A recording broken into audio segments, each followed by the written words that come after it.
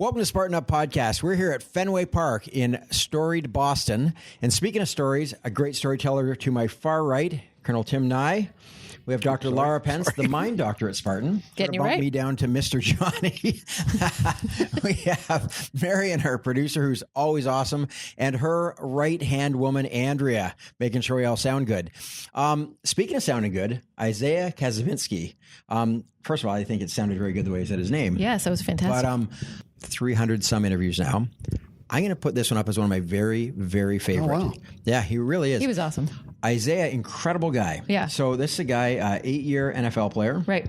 Harvard educated. And the cool thing, started with nothing, like really Right. started in some hard situations. Right. And I learned so much from him about how to go from there to wherever you want to be. Right. That could be a magical podcast. Well, this is a magical podcast. Well, then we're lucky. Hey, we're going straight to it. First, I just want to mention we're here every Tuesday with Spartan Up Podcast. On Wednesdays, Laura's got her own quick show. Spartan Mind. Spartan Mind, where you just give really applicable lessons. Zach Evanesh on Thursdays with the Spartan Way. And Kevin Galati's working on a special force right now as well, which is meeting with athletes to talk about tips and tricks and things like that. So, yeah. Awesome. So join us because we'll be back at the end to kind of talk about what we get from this and what maybe we would encourage you to become available to get as well. This episode of Spartan Up is brought to you by Aftershocks. Be open and hear it all with Aftershocks open-ear headphones. They deliver situational awareness and comfort that's unmatched by traditional in-ear or over-the-ear headphones. Go to spartan.aftershocks.com and you can save $50 off a wireless headphone bundle.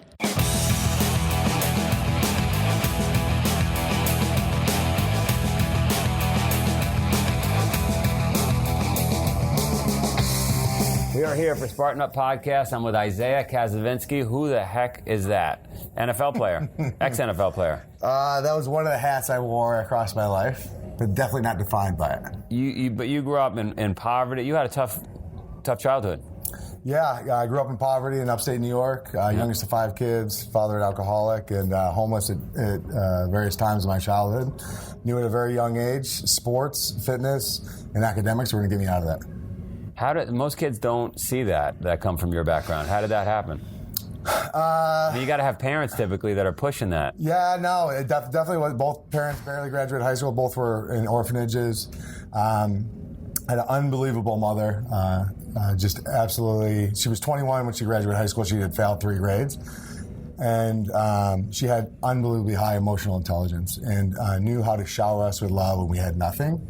And that really, really helped me to really start to understand, how lucky of a situation I was in compared to everybody else. Kind of being witness to her giving away her, the coat off her back 3 different times in my childhood when we didn't have anything.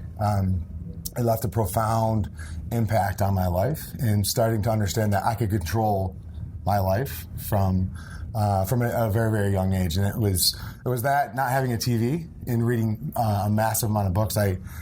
We had a 6 hours every Sunday. We had to read books in my 6 hours straight. 6 hours straight. Spartan reading. I love it. We had to read, and I was like, all right, I have to pick some type of topics I really like, and I got into biographies. How did people get to the where place they got to? Read a book on Dan Gable. I read a book on Walter Payton. I read a book on Babe Ruth. You don't need more than that. I mean, yeah. I started to see a trend. I was like, well, they all.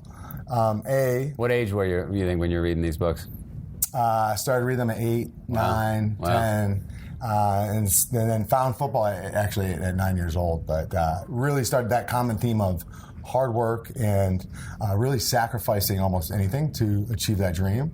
In this country especially, where you can control your destiny in almost every single way. That's awesome. And so then high school. So high school, I was 14. I had a turning point in my life in high school, and I wanted to make the varsity football team as a 14-year-old, as a freshman, and I didn't. And I was just crestfallen. I was upset. I remember the night like it was yesterday because it was a turning point in my life. And I'd always talked about, hey, I'm going to work hard. I'm going to do everything. I don't want to be in poverty. Were you big at 14? Like, should you have been physically? No, I was like 160 pounds. Okay. At 14, but I had it in my head that that's what I should be doing. What I thought was working hard. And I remember the night like it was yesterday. Couldn't get to bed at 10 o'clock, 11 o'clock, tossing and turning. 2 in the morning hits, and it dawned on me. I could wake up tomorrow, and I could dedicate my life to not looking back and having any regret. That's what I did. I made a sign. And you think you got that from those 6-hour Sunday reading sessions? 100%. And it was just like dawned on me where I didn't want to look back and have any more regret. That feeling of regret that day. Yeah. And I made a sign that said, "Let no one outwork you today." I put it on the on my ceiling. Wow. And I still have it. My son has it now. And I carried that with me through high school, through college, through the NFL, and I never forgot. In the right corner of it, I said, "But have fun," because I knew it would be a pretty lonely journey. But I want to try to find joy in almost every. Pretty forward thinking for a 14-year-old. Yeah, I think the circumstances, homeless at times 14-year-old. But yeah, it matches the circumstances. We weren't homeless at that time. We were kind of in and out, and had found some stability. I think we might have moved 8 different times in my childhood, getting kicked out of places we couldn't make rent. But I remember it kind of matched the circumstances as I look back, and I've done just kind of some inventory of my entire life, and that's the circumstances that I was in, and I did not want to live like that anymore. And that was it. That was it. And I mean, you could say that, but then you had to live it, right? And I had to live and hold myself accountable, and to tell everyone around me that this is what I want to do. You went public with it. I went public with it. And how did you live every day from there forward? Getting up, working out before school. Working out at 5 a.m., going to meet teachers at their classes before school started. Figured that out on your own. On my own. But I will say this: there's one of the things that have been an absolute blessing in my life. I've had a lot of people that have loved me, men and women around the sports that I played. I played football, wrestled, and ran track. And also the teachers I've had in my life, they helped me. They were there for me to actually want to meet me at the gym at 5 a.m., to open it up, work out with me, understand what to do. But also kind of a dad that had now has been over 25 years sober, and turned his life around to actually drive me to the gym early in the morning. I always tell this story to my kids. Don't be afraid to ask questions, because from that point on in class, I was the annoying kid in class. I would raise my hand 15 times, 20 times. It didn't matter. And the groans every single time I would raise my hand. I didn't care. I was gonna live my own path. And finally they died down, and there became a respect factor on where I was going. It was a singular goal. And so you're graduating high school now. Graduated high school and kind of looked back. Went from kind of an okay student, like a B student, to very near the top of my class, a pretty big class at that, and I'd always wanted to play for Notre Dame. I found Notre Dame. We got a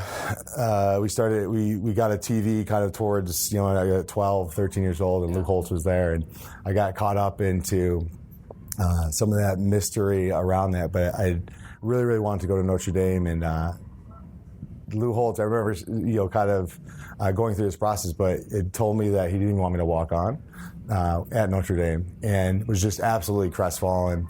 And it's a pretty long story on how I ended up at Harvard, but ended up at Harvard, and which is unbelievable. It's unbelievable. Last place I probably would have ever thought of myself. I remember I took a trip there just to say, hey, I could tell my grandkids. I took a trip to Harvard and saw these. These rich kids and these, kind of legacies and these super nerds. I just didn't think I'd fit in. I thought about that or get in. Yeah, I mean the whole process. It didn't dawn on me, even at that time, like how amazing a place it was. But for different reasons, until I got there and actually took a trip, and I just absolutely fell in love with it. There were people that were there that were like me, especially around the football team. I think one of the things I was worried about were. I assumed everybody was very serious about academics, but they were very, very serious about sports and football in particular. And I found the same people there that had really been kind of living my life. So I felt almost not alone. Yeah, exactly. Felt at home and not alone. So. And they accepted you? I did, absolutely. I had a reverse mullet coming out of high school. It was like a crazy haircut. I had red hair. Obviously, I had hair at the time, but and I remember showing up. With a 10-speed I'd bought for $10 right before. Tire had popped, so I was rolling around in the first week of camp, rolling around with a just on the rim, so sparking up, rolling through Harvard Yard like that. And I was accepted all the same across the board. I think one of the biggest worries early on was my backup plan was to be a doctor. I knew I wanted to play in the NFL. I said, if I work hard enough, they're going to find me. My backup plan was a doctor. I remember that was kind of one of the pieces, it was a massive massive workload at that. And, I wasn't coming from a private school. I wasn't coming from a background that would necessarily fit that. But. Probably not too many kids going for, I want to be an NFL player or a doctor. Well, I knew you always got to have plans. I still kind of live my life like that, which is you can try as hard as you want, and there's may or may not work. It may or may not work, and you just for me and kind of that idea kind of when I was little, I just didn't want to look back and have any regret.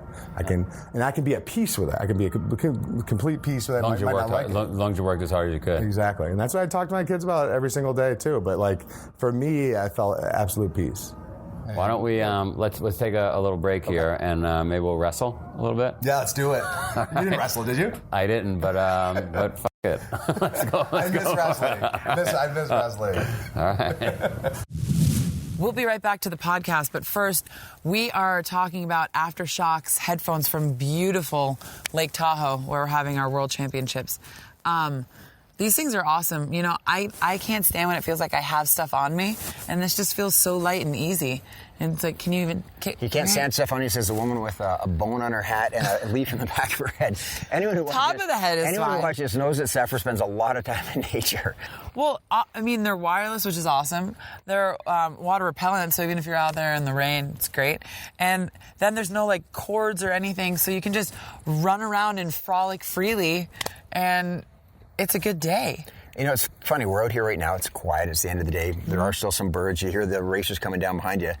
I really like the fact that I've got good sound. I can listen to music. I can take phone calls on. It's really good with phone calls. Whether you're out in nature, listen to all this, or in the airport, or riding your bike. Riding your bike is huge. Yeah. Running. Because it actually can be dangerous. Super dangerous. Super dangerous. Yeah, so it can run, The other thing with these that I really like is whatever you're doing, they stay on. Yeah. If you're doing burpees, you're training, you're out there. Handstands. Really, pretty much anything. There's nothing that you couldn't wear these for. And I'm going to tell you, though, I had to be sold on them. When Marion first said, that these were coming and that I should give them a try, I was doubtful because the whole idea about conducting my ears, I didn't think was going to be great. I'm going to tell you, the sound is pretty good when you're wearing them with the ambient stuff around you. Yeah. But they come with earplugs, too. And when you put those earplugs in, suddenly they are really deep, rich bass. It's like having a really high-end headphone on. Yeah, and they also pack up, into a really small little case. And I have to think for, police or military and all these other applications where you need your hands free. It's super awesome. So with that said, we're going to go back to the episode. But if you want a deal on the wireless bundle, go to Spartan.aftershocks, which is AFTERSHOKZ.com, and you get a deal on their wireless bundle. And if you're Canadian, it's Zed. Blessings. All right, what I learned there is no wrestling with 240-pound ex-NFL players. You nearly killed me.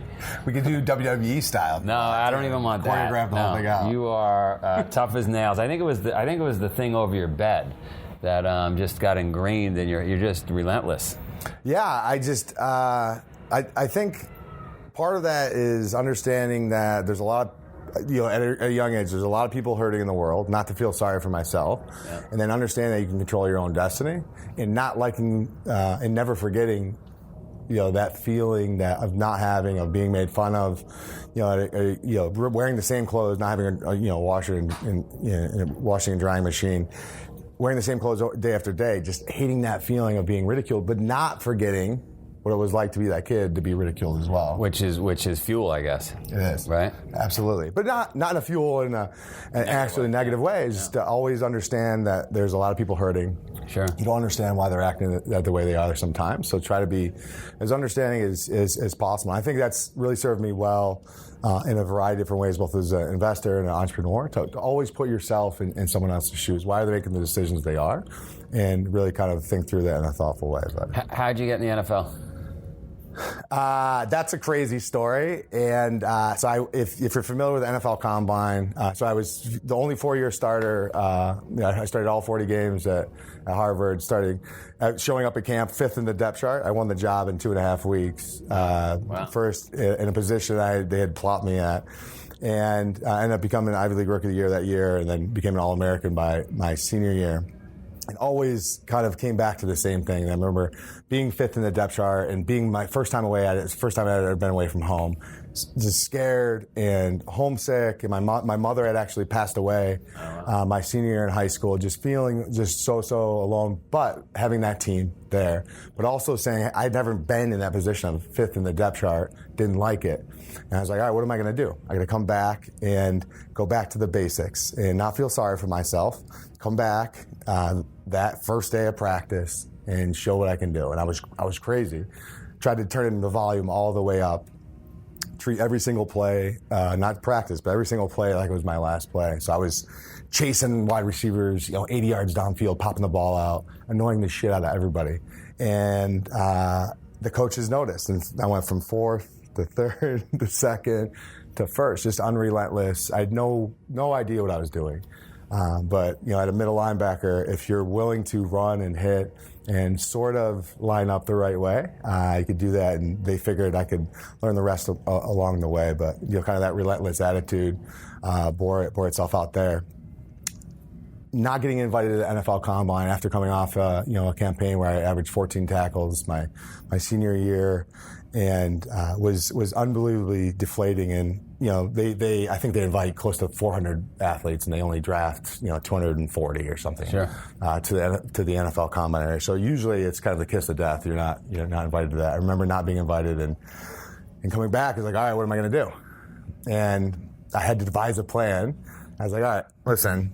I know there's a first-round draft pick coming out of Boston College. It's Chris Hovan. I don't know if you remember the name, but he had to be in a first-round draft pick to the Minnesota Vikings.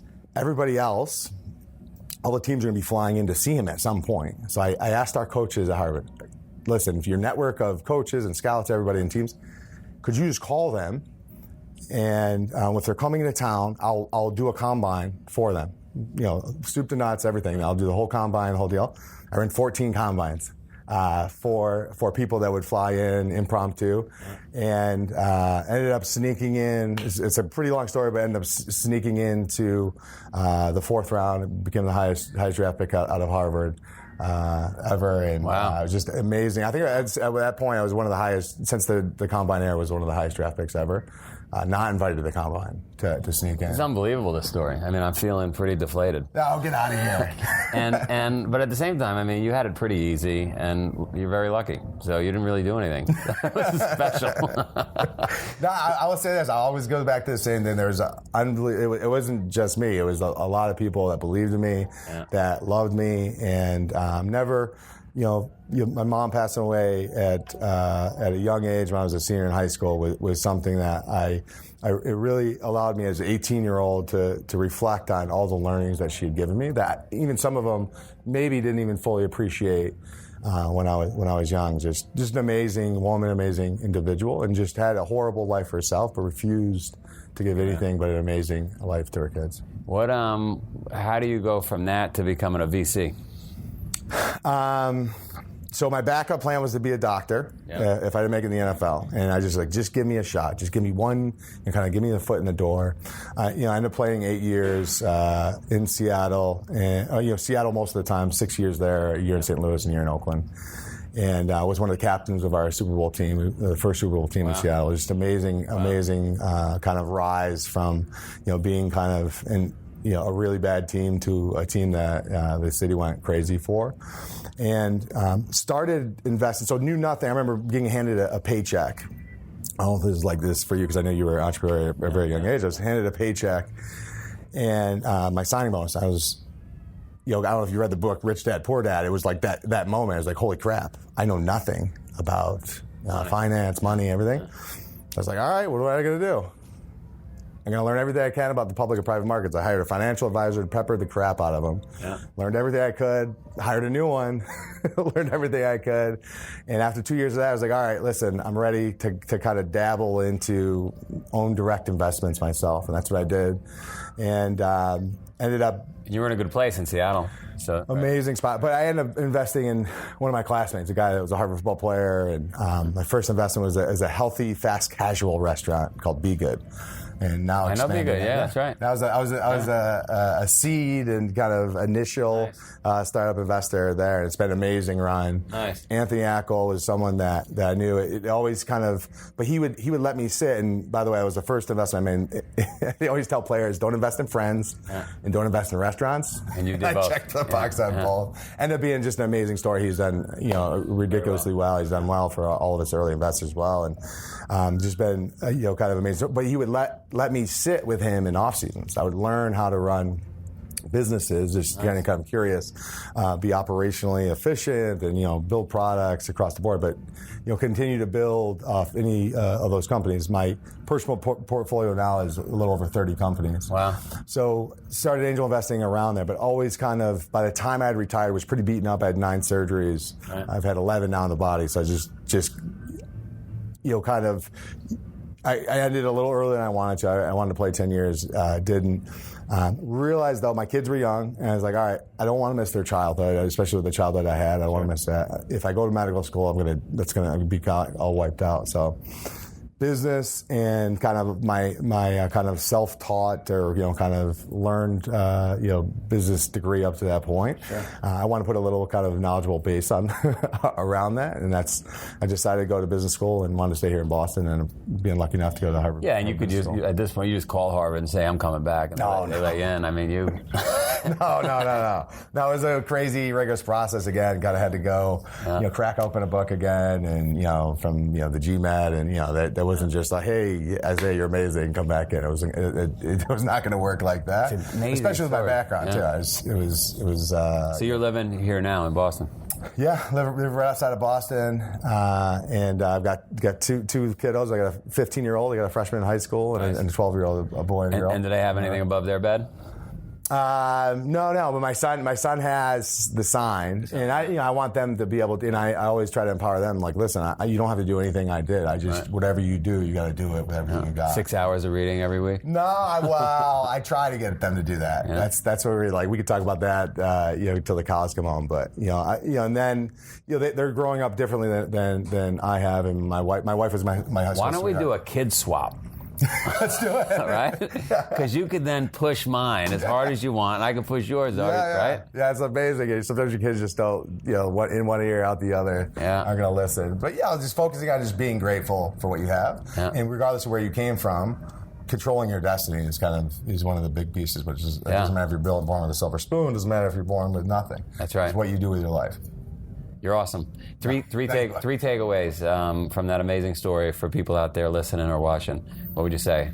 Must-dos in their life. Stay positive. Work hard. And dream big. All right, that's easy, right? Stay a little positive. cheesy on the last one. That's all right. No, I like that. Good stuff. You're awesome. You're awesome. Yeah, I appreciate it. Thanks for having me on. And the Spartan Tee, by the way, is going to change your life. This is amazing. You haven't had a lot of luck or success since the Spartan Tee. Now it's really going to happen. Now it all happens. Now it starts. So there's a million things we can take from that. Can you imagine settling for Harvard? Yeah.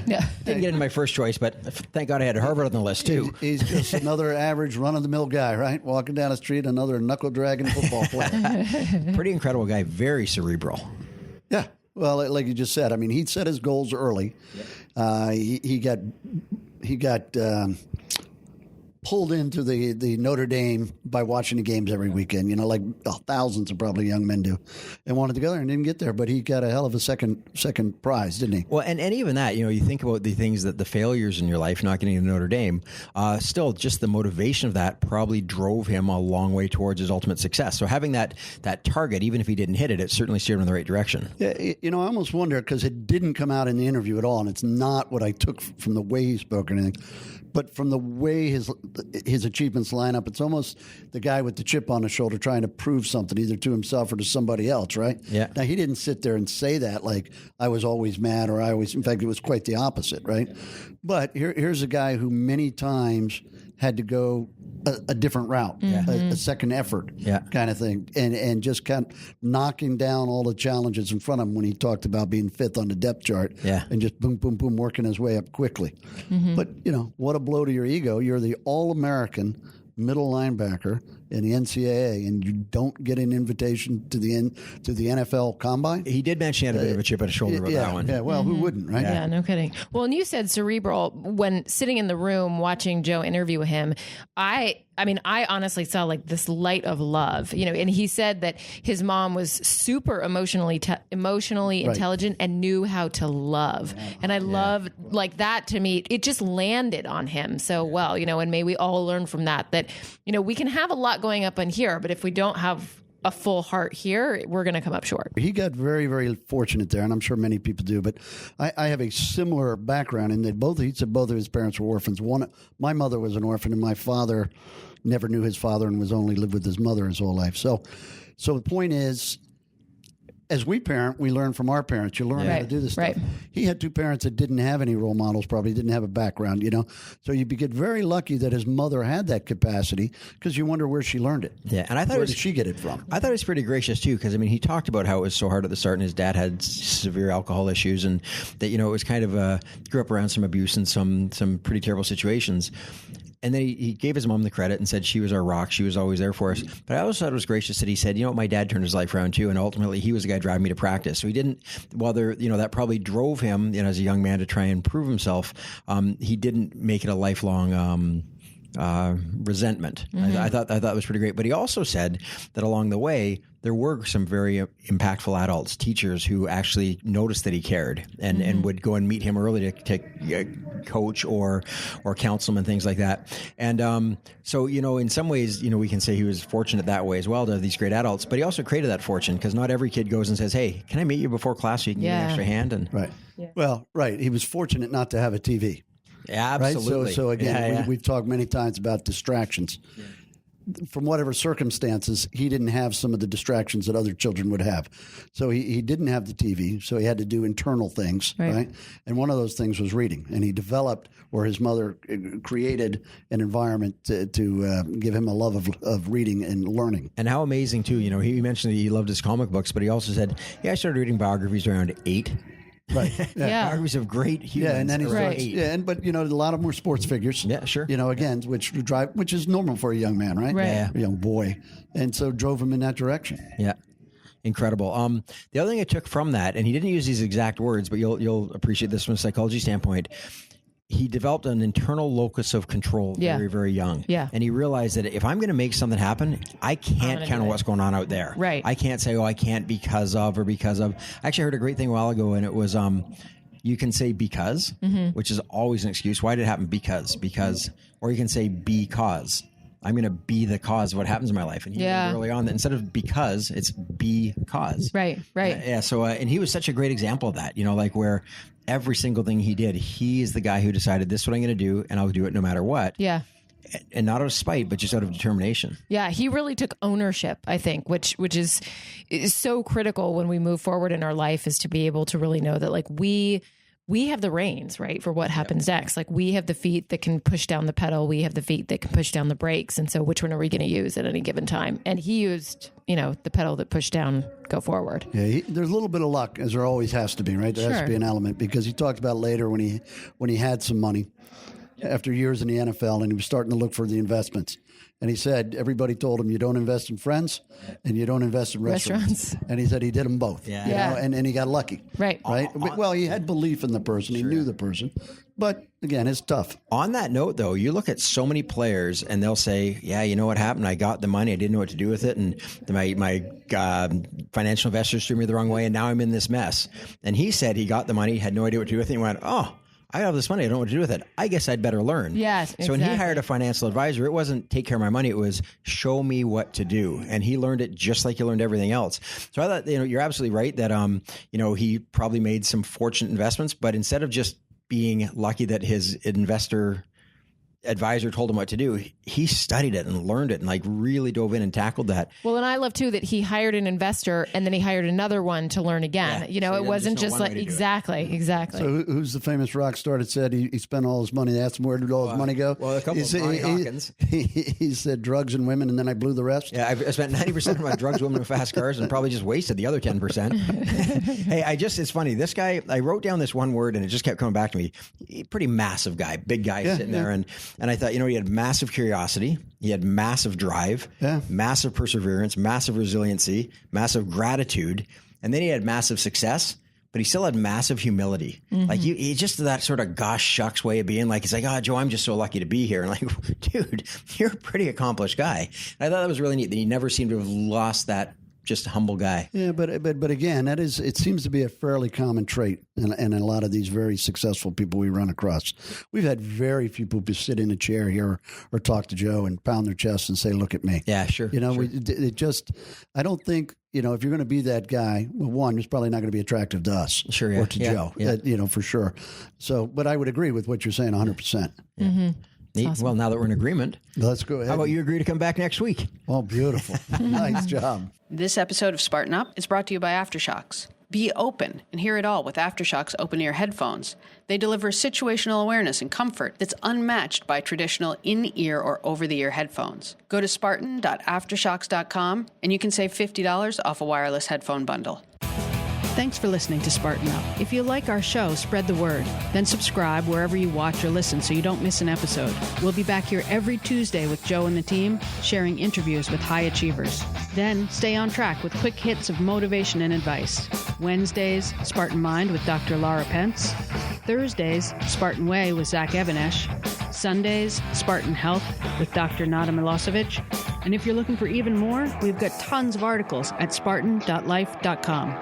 See you next week.